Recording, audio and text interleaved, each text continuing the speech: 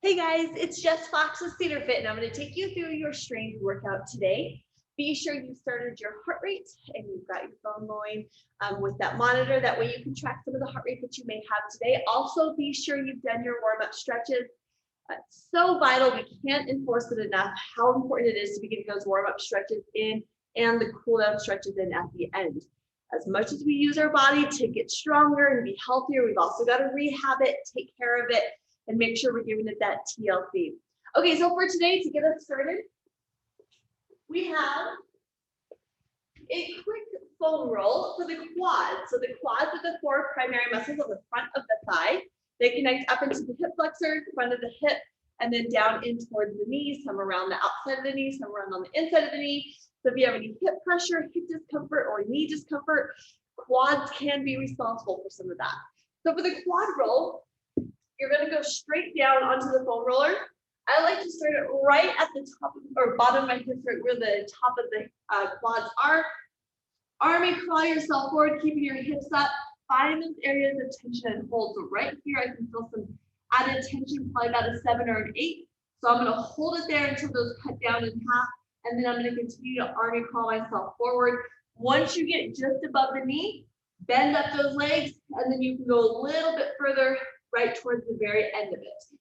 So when you bend up those legs, it actually helps remove the kneecap out of the way so you can get that full foam roll. All right, that's the quad foam roll. Let's get into the workout. I would recommend keep moving. If you need some added stretching or foam rolling that you need to do, pause the video. What I'm going to do, we have the Witch's Brew.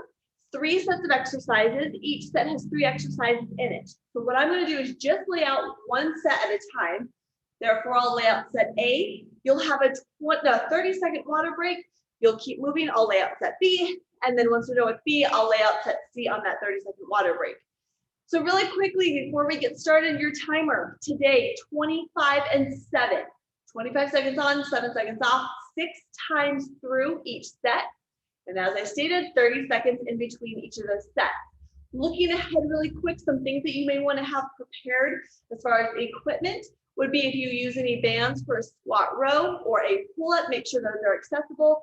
If you use any weights for a deadlift, a deck squat, or a sumo deadlift, make sure that those are available. We will also be doing a dumbbell chest press. So if you have dumbbells at home, have those accessible. And then any surfaces that you use for your planks, make sure that is nearby also. So today is going to be a lot of strength focus, not necessarily high cardio. I really want us to focus on the movement of today. So for the first exercise, A1 is a lunge and reach with your right leg. That lunge and reach is a forward step or side step and a forward step. Notice I'm adding the reach with my opposite arm. So I'm getting a little bit of a torso rotation. Now what you can do is add a weight in that arm that you're reaching with. Up to you if you want the weight, or you're just moving with that body weight, working on that reach. That would be the right leg first. If you're not doing a lunge and reach, maybe it bothers your knees, you can go into a deadlift. So it's a traditional deadlift. You can use it with a stick, weights. I have weight in each hand. That deadlift, proud chest, shoulders go back and down, hips drive back, exhale all the way up in that standing position, making sure we're not rounding through the back. That's your option for the lunge and reach. Exercise B is a superhero bridge or a floor bridge. Superhero is super important. Is that superhero super important? Is that you don't want to have any shoulder issues. So if you have shoulder issues, I'm going to show you the floor bridge. If your shoulders are okay, when we get into superhero, we want a proud chest. So really roll the shoulders back and down. It's a hip lift, arm reach, lower back down, switch over to the other side. Feet pressed to the ground.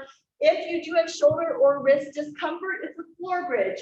I'm going to elevate my feet onto a tire, but you can also put your feet flat on the floor. That floor bridge is a lift through the hip, engage the glutes, the back of the leg with that big exhale as you come up.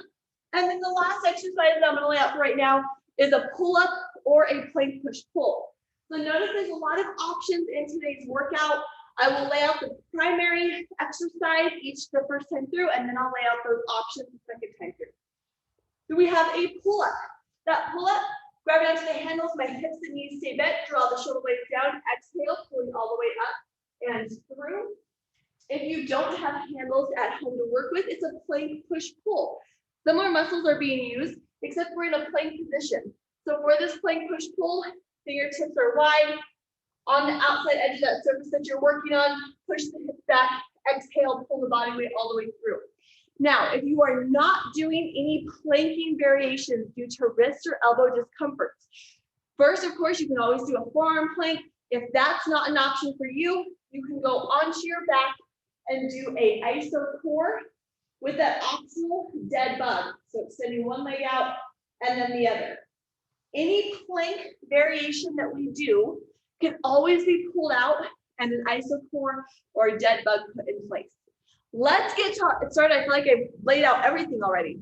That's just step one. So we have lunge and reach or deadlift, superhero bridge or floor bridge, and pull up or plank push pull.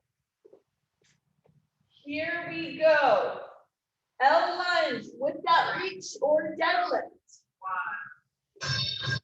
So here's that lunge and reach again, reaching off towards that opposite foot. So I'm lunging with my right leg and reaching with my left hand. Always be sure in that forward lunge, the knee doesn't drive forward. So if I'm stepping forward, the knee stays right above the ankle. You can also do a reverse lunge. So if the forward lunge bothers your knees, take that reverse lunge. Superhero or floor bridge. So remember that superhero push up through the hips, control the hips back down, exhale, press up again. I want your toes pointed straight ahead. The tendency that we see is like this wide toe, wide knee thing. I want toes pointed straight ahead, feet drive through the ground, and the energy, the push is through the back of the hips, or you're in that floor bridge. I'll lay that out in the next step, but that's laying on your back. Okay, pull up or plank push pull, optional dead bug. So let me show you that pull up. Pull up, we want to stay bent at the hips and the knees. Draw the shoulder blades down or in, elbows come into the side of the body. If you're doing that plank push pull, fingertips are wide, pushing the hips back just above those heels. Exhale, pull the body weight forward, or that dead bug on your back. Nice thing is that 7 seconds is bigger transition than what we've been seeing. We've been seeing a lot of the 5 seconds, so that 7 seconds will help. Lunge and reach, back to the top. So now we're adding that lunge and reach, same leg. So still stepping with your right leg, reaching with your opposite hand. As a heads up, set B will switch legs. That means all of set A, I want the same leg lunging all 6 times. Because we do this 6 times in a row, first 2 steps are establishing your exercises. So here we have that superhero bridge or floor bridge. Superhero here, floor bridge on your back, feet are flat, lift to the back of the legs and the glutes. Exhale as you go up. So establishing the exercises means you're deciding which exercises you're going to do and which ones you're going to do the option for. Maybe it's an injury, maybe it's you're overly sore in some areas and you need to pull it out. Perfectly fine. But this is that establishment set. Pull up, plank push pull. I did the pull up on that last set. I want to add that you can also go into that pull up and hold. So it looks like I'm sitting there like a squat hold, but I've got a lot of engagement in my upper body as opposed to my lower body. Or you're in that plank push pull or that dead bug on your back. Here's that iso core. Dead bug, you can extend one leg at a time. Keep the core engaged. The back is not lifting up and down. It's staying braced. Okay, back to the top. Set 3, lunge and reach or deadlift. So if you're not using the lunge and reach, that deadlift, proud chest, weights or no weights. So if you don't have weights, I just draw my hands down the outside of my thighs. But what I'm pretending is that I'm picking up 50 pounds of dog food. So I'm not just doing body weight, I'm activating all those muscles as if I had that big bag of dog food in my hands, and I'm really engaging all the muscles of the back side of my legs. Okay, superhero bridge or floor bridge. This is that one where you're on the ground reaching up, or you're laying on your back. This is the intensity set. Sets 3, 4, and 5. I'm looking for intensity. Don't speed it up to make it intense. That's more of what we do on a cardio day. On these kind of strength days, it's more muscle focus, more muscular focus, different tempos, finding those different ways to mix things up. And I will work on some tempos today on some of these other exercises.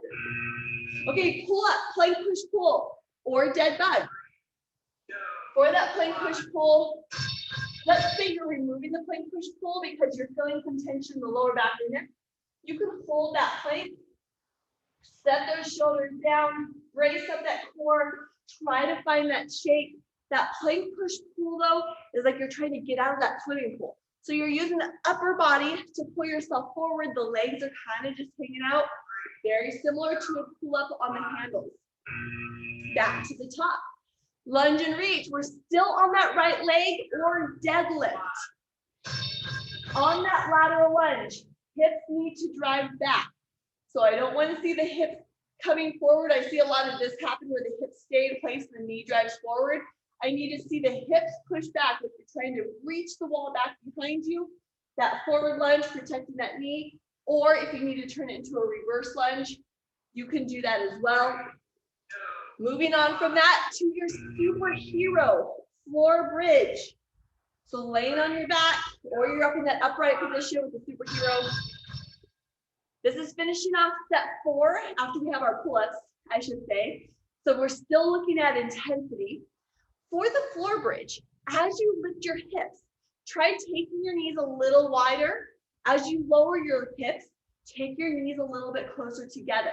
So we're actually working on getting a little bit of external rotation through the glutes as you lift up.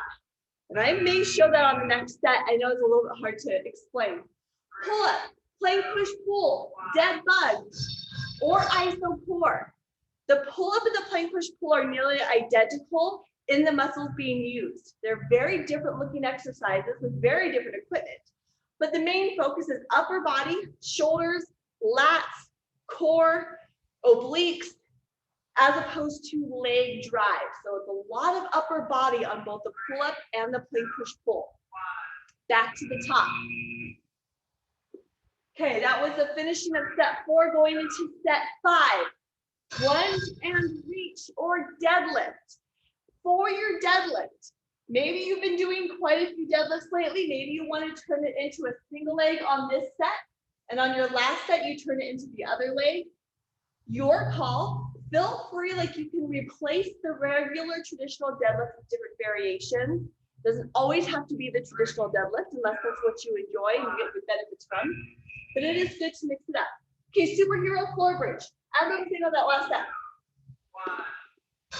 Feet are pointed straight ahead. As I lift, I'm going to take my knees slightly apart. As I lower, I'm going to bring my knees back together. So lift, slightly separate. I'm not talking way wide. I want to keep my feet flat.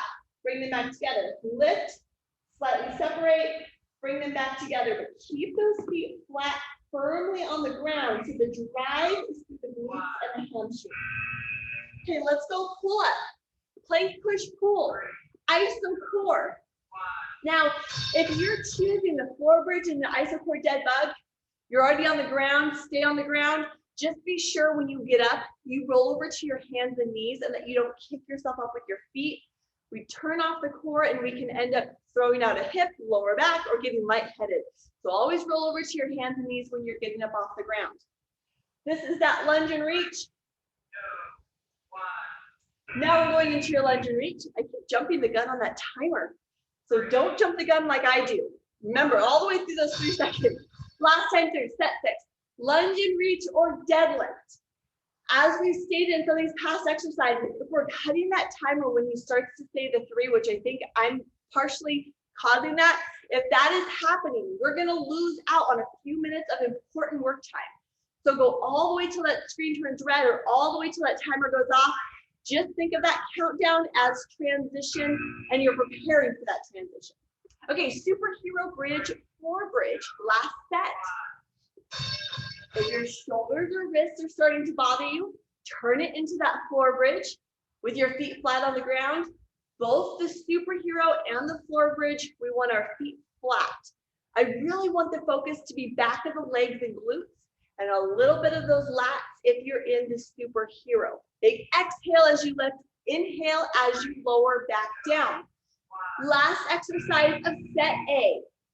Pull up, plank push pull, or dead bug or iso core. Here we go.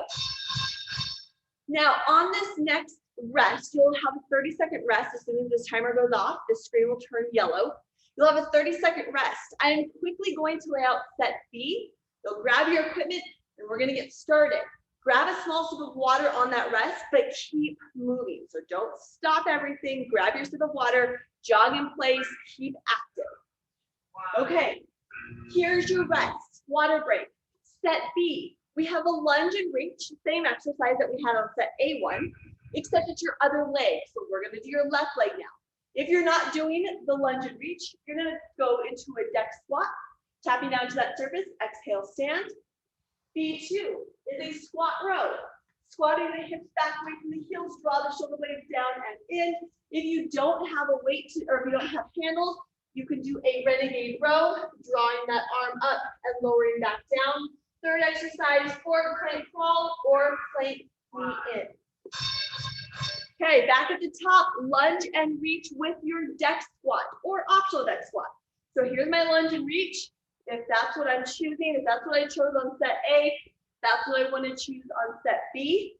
Going with that left leg now, opposite arm, so my right arm is reaching. If you're not doing that lunge and reach, it is a deck squat. I'll lay those out in the next set a little bit more detailed. Okay, squat row. I just showed this on the handle, but really quick. 1 and force. Hip drive back away from the heels. I'm not landing here. I'm keeping that engagement to the leg. Then I'm going to draw my shoulder blades down and in as I start to stand. So often we see people stand and then row. It's going to turn into a lot of bicep. So I need a lot of back and shoulder movement first. Or you're in that renegade row, one arm reaches up and lower back down. Forward plank crawl or plank knee in. So that forward plank crawl, keeping that back flat, crawling forward, and then crawling back. Or the plank knee in is holding the plank, bringing that knee in. You can also do that on your forearms, bringing that knee in. Just be careful with the hips that they don't hike up too high. So we really want to try to keep the hips level with the shoulders, elevate the surface if you need to. Okay, that was your set 1. Set 2, lunge and reach, left leg or deck squat. That deck squat, finding that surface, optional adding some weight, lower down, exhale, stand. Use that control as we come down. If you're ever wondering, should I add a weight or not? There are some questions to ask yourself. How hard is this? Do I have any discomfort in the places that I shouldn't have it, the joints? Or do I feel like I'm losing my quality of movement? So squat row or renegade row. That renegade row again in that point, drawing that arm up and in, or that squat row on the handles. So as I was saying, if you don't have discomfort in the joints, you're able to maintain quality control, and you don't feel like you're being challenged on these reps, add a weight. It's okay, it's safe to add the weight as long as you can still move properly and it doesn't create any discomfort of the joints. Forward plank crawl or plank knee in. With that plank knee in, and the forward plank crawl is back, we want to really keep the weight over the hand. So I don't want it to turn into this. I want to keep that weight forward, shoulders set down, core solid, hips are controlled. So we're not looking for a ton of movement. I'm looking for a ton of core activation, lat activation, glute activation.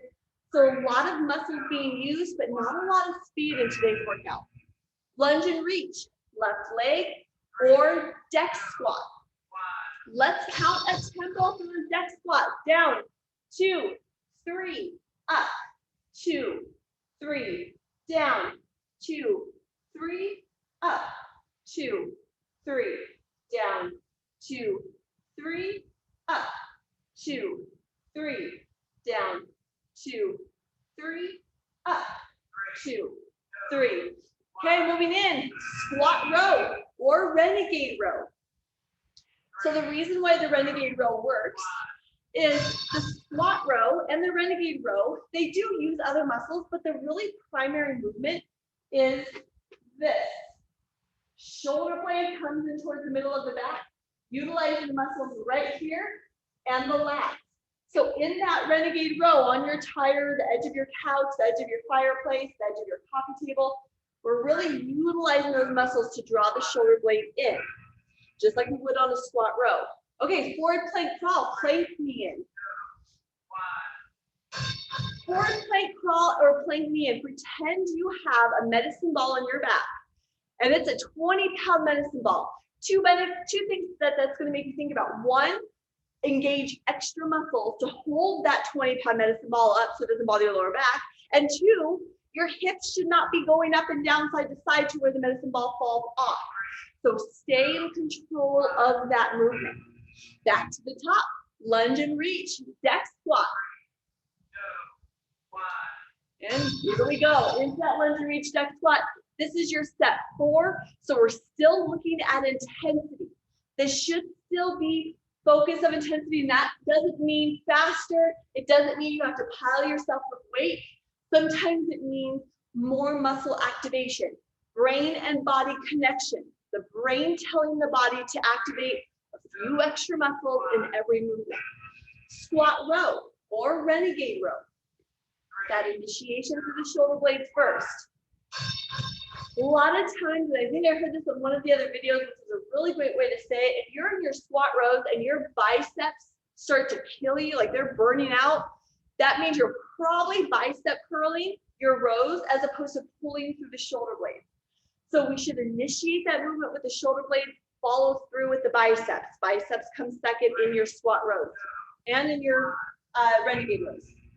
Okay, forward plank crawl, plank knee in. Proud chest. Let me show that forward plank crawl again really quick. So I'm going to start in that tabletop position, bring one knee in. Notice how controlled I'm moving. I'm not looking for a ton of speed. I'm trying to keep a lot of the weight over my hands, through my shoulders, not necessarily pushing back to my feet. So lots of upper body, lat, arm, core engagement. Back to the top. You've got 2 sets left. This is set 5. Lunge and reach or deck squat. The lunge and reach, if it's starting to get to your knees, it wasn't bothering you the first 4 sets, but all of a sudden you're starting to feel a little bit of a pinchiness. Front of the knee, below the kneecap, turn it into that reverse lunge. So you can still do that reach with the reverse lunge or the reverse lunge and reach. That was silly. There it is. I was like, what did I just do?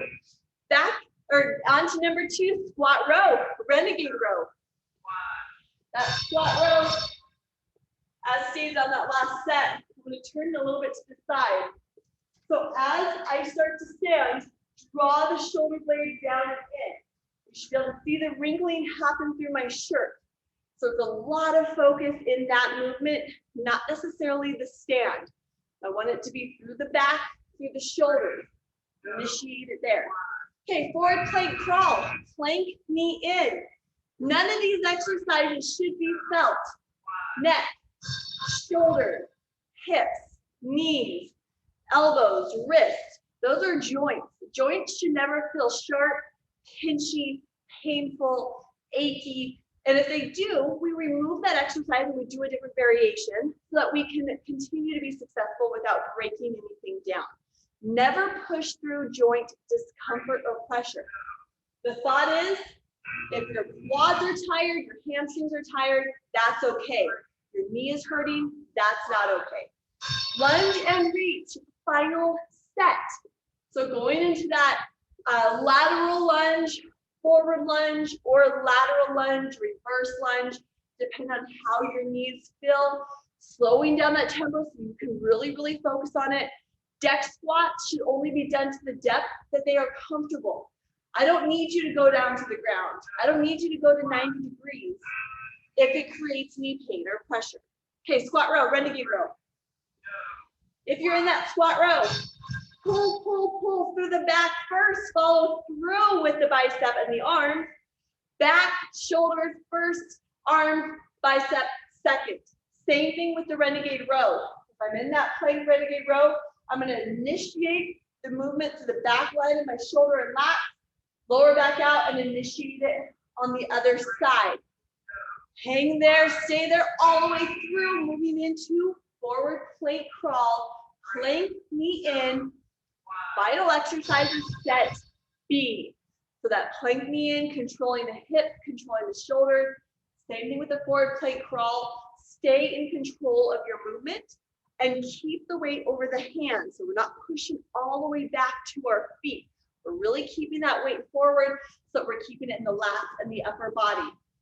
As stated last time between A and B, you are going into your water break. I will lay out your next set of exercises. Set C1 is a sumo deadlift. Wide toe, wide knee, hands go down just the inside of the thighs as you hinge back. Second exercise is a dumbbell chest press. You're going to take those dumbbells right overhead, lower them back down and press away. And then we have a one arm arm bar. The arm comes up, hold, optional, rotating forward and back. Don't worry, I'll go into further detail on both of those when we get to them. Getting ready to go back up to the top in just a few seconds. Here we go into your sumo deadlift. So sumo, the difference between a traditional deadlift and a sumo is I'm taking my toe, let me show you from the front, toes and knees are wide. So I'm kind of drawing my knees wide, toes wide, still hinging back. One thing I see a ton of people do is they try to do a squat just because we changed the foot positioning. I still want the deadlift. Soft knee bend, hips drive back. Dumbbell chest press. That's with 2 dumbbells. If you do not have dumbbells, it is a push-up.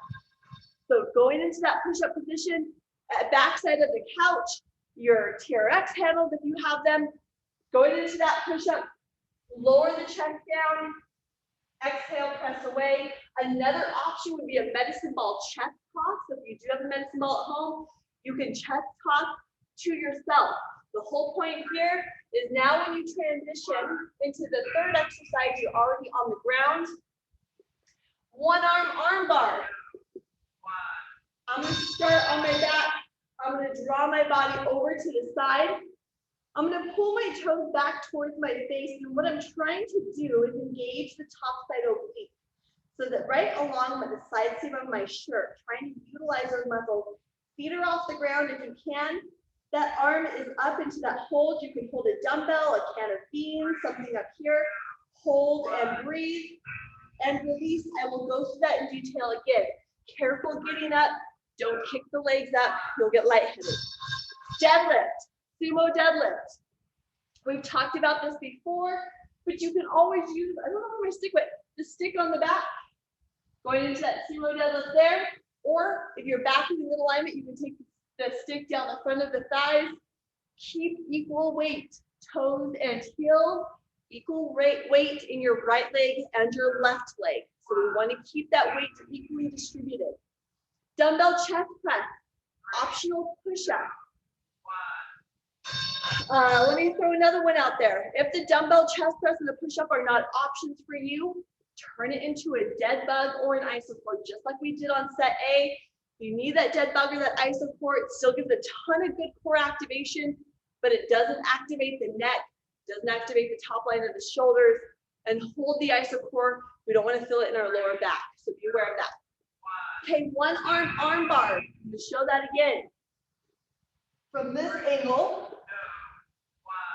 I'm in that sideline position. I'm using my bottom hand to hold my head up. Set the shoulder down so I'm engaging through the lat. Top side oblique is helping to hold my feet up off the ground. And then you can add the roll. The roll is back and back up. Be sure if you add the roll, you're not throwing your hips into that position. It's a control back and a control up.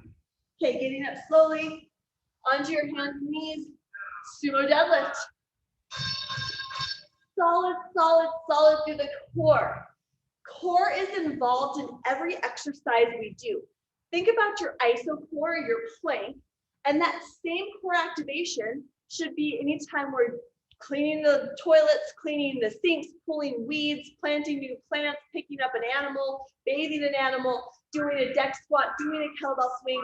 We're always, always activated through the core. So keep that in mind. Dumbbell chest press, dead bug, push up. There's a few variations of things I'm going to give you there. I know not all of us have dumbbells at home. If you do have the dumbbells at home, this is a good one to work through. It's mentioned as a straight leg. So if you are doing that dumbbell chest press, the legs are in that straight position, toes pulled back towards the face, holding there. That way it keeps core engaged. Putting our feet on the ground tends to turn off the core. So if you have your feet up, it'll keep that core involved. Okay, here's that one arm arm bar. Shoulders set down. You can hold that weight here or pretend you're holding a weight. Feet are together, heels and toes are connected, toes pulled back towards my face. Give you that little bit of that top side crunch, holding and breathing. There's that optional roll back. If you want to add that in there, just make sure you maintain control of the roll. Don't be flopping forward and back. Back to the top. Sumo deadlift. Set 4. Set 4, yes. Yes, set 4. You've got 3 sets left. So we're looking at just about 4 minutes of actual work time. Not a lot left here. So we've really got to focus on quality of movement. As stated, the further we get into a workout, the more mentally and physically fatigued we become, making us more prone for injuries. So always be sure, pull back on an exercise if you start to feel it in the wrong places. Dumbbell chest press, dead bug, or push-up. That dumbbell chest press is a great way to get that chest activated, but you can also get the same chest activation plus more core activation in a push-up. Or if you're needing to remove some of that chest, maybe your chest is really wrecked from the week, that isocore dead bug is a really good option to still keep the core engaged without adding additional aggravation to the chest. One arm bar. Now, how do you know if you need to pull back on that body, that area of muscles because you're too sore? One, if it feels like you can't move properly, they feel fatigued, like you can't get through a full rep without feeling like you're too trembly or shaky, or it's uncomfortable, it's physically uncomfortable. Those are all reasons where that area may be a little bit overworked. Maybe you worked a little bit heavier in the week earlier. Remove it, get rid of it, let it recover itself, let it bring itself back to normalcy, and then we can go back into that intensity. Sumo deadlift. So sometimes when I'm doing a video and my hamstrings are really sore from the week, I will not utilize any weights. As you can tell, I picked up the weights and I put them back down for the demonstration. My hamstrings are really tight. They're really sore. There's no need for me to be doing hamstring or deadlifts with weights. So I'm showing you with just body weight, but still activation.